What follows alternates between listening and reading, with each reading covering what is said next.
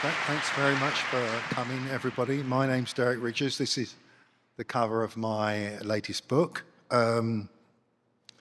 My story really begins 53 years ago when I was a 22-year-old art director working in Camden Town for an agency called Macy Mukherjee Russell. I had an account. It was a Spanish National Tourist Board, and this was the first time I had a photograph in print. And this is a rough, the whole page ad for Spanish Tourist Board. When it actually came down to it, they weren't full pages in colour because they didn't have the budget, so that's why it's a quarter of a page in black and white. At the time, I wasn't a photographer. In fact, I didn't own a camera. But one of my other accounts that I worked on was the Minolta and Miranda camera account. And my boss at the time, the creative director, told me to take one of the cameras home with me, learn how to use it, and so I could produce some better ads. And this might look a bit odd to young people now, but in those days, back in the 70s, we had to draw out all the ads first. And this was one of the ads that I drew out for Minolta cameras, and this was how it turned out in the end. Anyway, when I was taking my camera, or the agency's camera, around with me, I started to take photographs of all kinds of things that amateur photographers used to photograph in those days.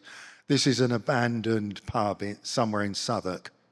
I was just doing the same sorts of things that most amateur photographers did back then: sunsets, kids, holidays, that sort of thing,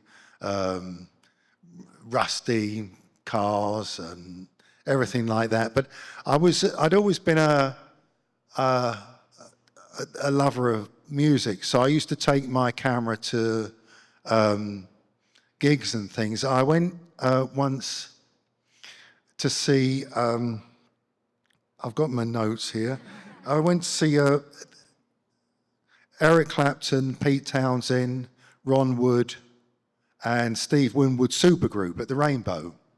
And when I got there, I was with my girlfriend, now wife, Joanne, and we were in the very back row.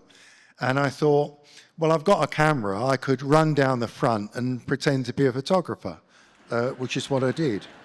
And this is one of the photographs I took then. In those days, it wasn't like now. There was very little security at gigs, so you could, go down the front and there was really no one to chuck you out. So I started to do this sort of thing more and more. This is another one from the Nashville in West London. That was the Hammersmith Gorillas. And this was, I think, from 75, 76, Rolling Stones at Earl's Court. I just happened to have a seat quite near the front for that one. People who are seen as genuinely iconic nowadays seem to be playing every week in London back then, and very often you could turn up on the day. Sometimes, you didn't really even have to queue up for a ticket. It was quite different in those days than how it is now. This was a photograph from the first time I got a commission. And at this time, I didn't own a camera. I didn't even have a portfolio. I don't even think at that time I had any photographs to show anyone. But I rang up Island Records and asked them if they'd mind commissioning me to photograph Betty Davis at Ronnie Scott's. And they said, Okay, so I did. And that was, I got 30 quid plus expenses for that shoot. And this was, yeah, this was about the first time I was ever commissioned. Something happened though towards the end of 76, beginning of 77. It's when punk happened. And punk was, you know, quite a big deal really. It wasn't just music, it was about art, graphics. It influenced the whole of popular culture. And one of the great things about punk was it wasn't just about the bands, it was also about the audience as well. So this was Debbie Harry from Blondie. I photographed her from the audience, I think. That was at Hammersmith Odeon. And eventually I started to swing my camera around and photograph the punks in the audience as well. This was taken at the Roxy in Covent Garden in 77. This was from the Vortex. Another one from the Vortex. And yeah, I had some of my photographs published in a couple of photographic magazines, and the editor of one of the magazines introduced me to the woman that was running the shows at the ICA. So this was when a flyer for my first show. It wasn't in one of the galleries at the ICA. It was actually in the restaurant. Sometimes I scoot over that part. Anyway, this is the flyer for that. Some years later, in fact, just recently, I noticed someone had a tote bag with this Punk and Chips on it without any sort of explanation at all. So I wonder if people that buying those tote bags actually knows what it refers to. Anyway, this is the Slits. This was from 78. This was my first studio shoot. And how this was arranged, I rang up Vivian Albertine, the lead guitarist of the Slits, and asked her if she'd mind coming down to a studio so I could take some photographs.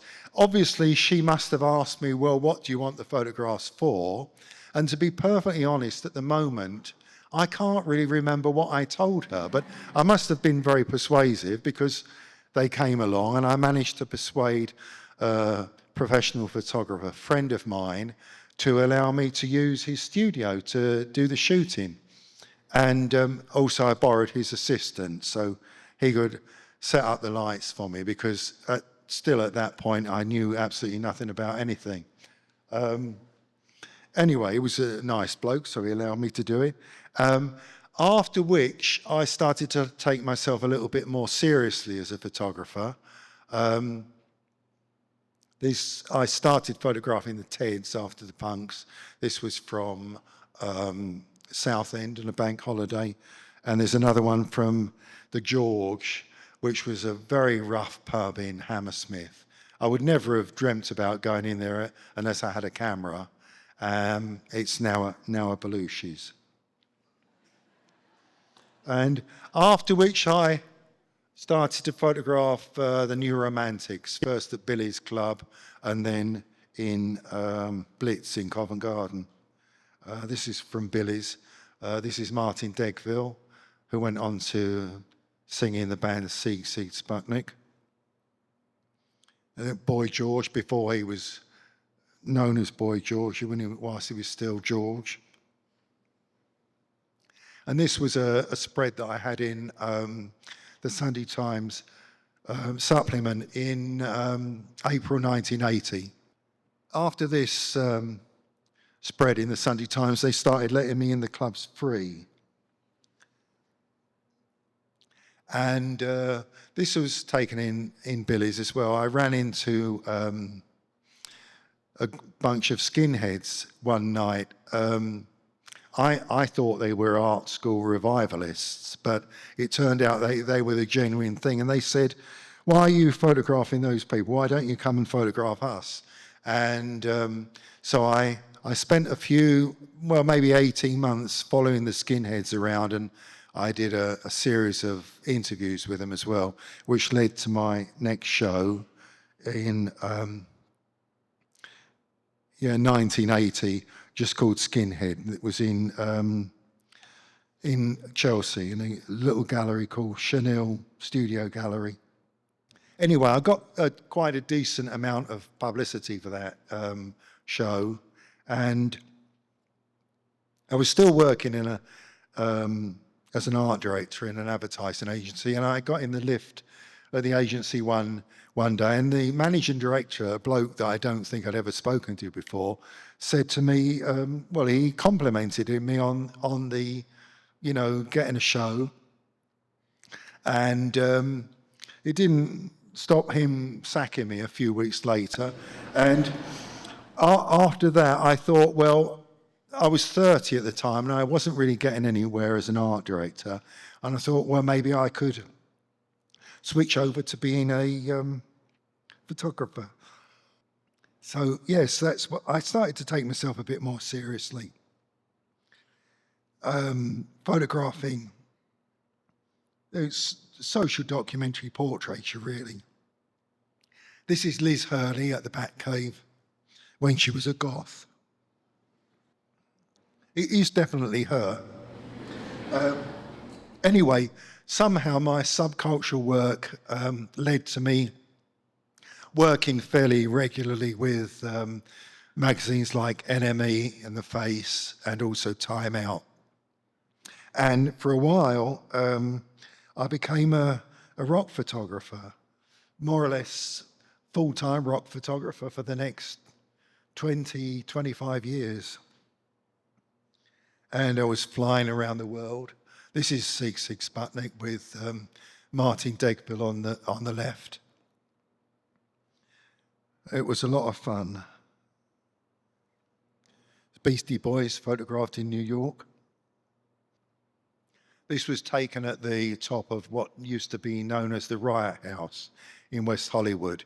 It used to be the Hyatt Hotel, and it was the same pool that features in the film This is Spinal Tap.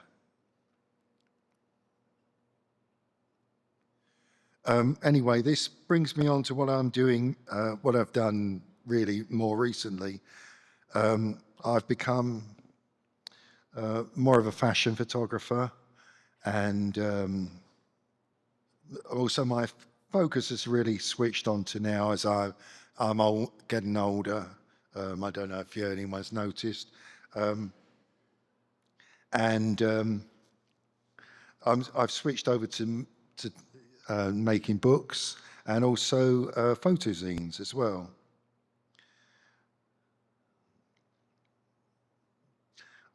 Still doing a bit of advertising as well. This one for the Futon Company. That was done at the 100 Club.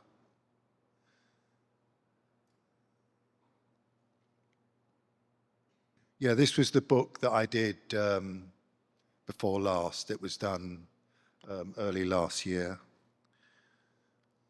And this is one of my photozines from a series of 10 that I did in a box called Uncovered.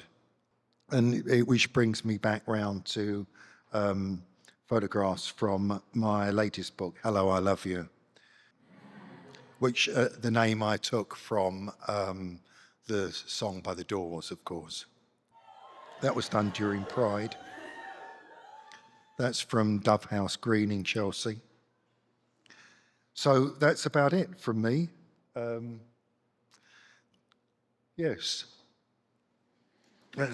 Okay, thank you very much.